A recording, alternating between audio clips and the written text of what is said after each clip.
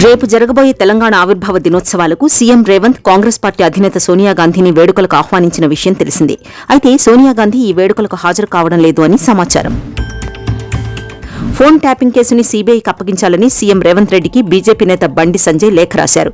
కాళేశ్వరం మాదిరిగానే phone tapping వ్యవహారంపై సమగ్ర విచారణ జరగకుండా అటకెక్కించే కుట్రలు జరుగుతున్నాయని అనుమానం వ్యక్తం చేశారు.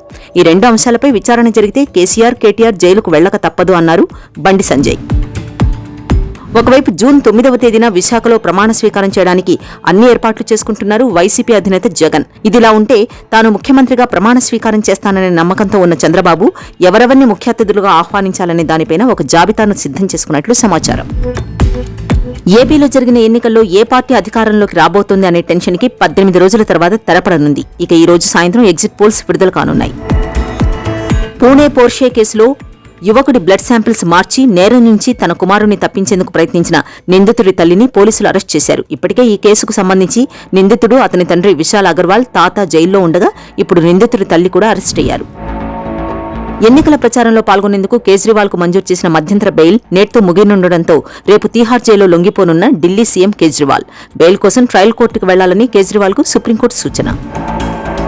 2 నెలలుగా లోక్సభ ఎన్నికల ప్రచారంలో బిజీగా గడిపిన ప్రధాని నరేంద్ర మోదీ ఓ 2 రోజులు రాజకీయాలకు సెలవు చెప్పారు. వివేకానంద రాక్ మెమోరియల్లో ప్రధాని మోదీ ధ్యానం కొనసాగుతోంది. తెల్లవారుజామునే ప్రధాని సూర్య నమస్కారం చేసుకుని కాసేపు నడక సాగించారు. ఆయన కాషాయ వస్త్రధారిగా మారి స్వామి వివేకానంద మాదిరిగా ధ్యానంలో మునిగిపోయారు.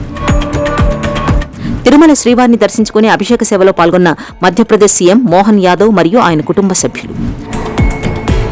భారత సంతతికి చెందిన వ్యోమగామి సునీత విలియమ్స్ మూడోసారి అంతరిక్షంలోకి వెళ్లేందుకు సమయం ఆసన్నమైంది. భారత కాలమానం ప్రకారం ఫ్లోరిడాలోని కెనడీ స్పేస్ సెంటర్ నుండి బోయింగ్ స్టార్లైనర్ రాకెట్లో ఈ రోజు రాత్రి 10 గంటల సమయంలో అంతరిక్షంలోకి బయలుదేరనున్నారు. ప్రపంచంలోనే అత్యంత ఎత్తైన పోలింగ్ స్టేషన్ హిమాలయాల శిఖరాలపై 15,256 అడుగుల ఎత్తులోని తాషిగ్యాంగ్ అనే చిన్న గ్రామంలో ఉంది. ఈ ప్రాంతంలో మొబైల్ కనెక్టివిటీ కూడా లేదు. విపరీతమైన చలి ఉన్నప్పటికీ ఈ ప్రాంతానికి చెందిన అర్హులైన ఓటర్లంతా తమ ఓటు హక్కు వినియోగించుకున్నారని అధికారులు తెలిపారు. టీ20 ప్రపంచ కప్ రేపటి నుంచి ప్రారంభమవుతుంది. వెస్టిండీస్, అమెరికాలో జరగనున్న ఈ క్రికెట్ వార్లో మొత్తం 20 జట్లు తలపడనుండడం విశేషం. అయితే టీ20 ప్రపంచ కప్ ప్రారంభానికి ముందే ఆస్ట్రేలియా జట్టుకు షాక్ తగిలింది. గాయం కారణంగా అంతకుముందు ఐపీఎల్ 2024ను మధ్యలోనే వదిలేసిన ఆసీస్ కెప్టెన్ మార్ష్ ఇప్పుడు టీ20 ప్రపంచ కప్ ప్రాక్టీస్ మ్యాచ్లో మరోసారి గాయపడ్డాడు.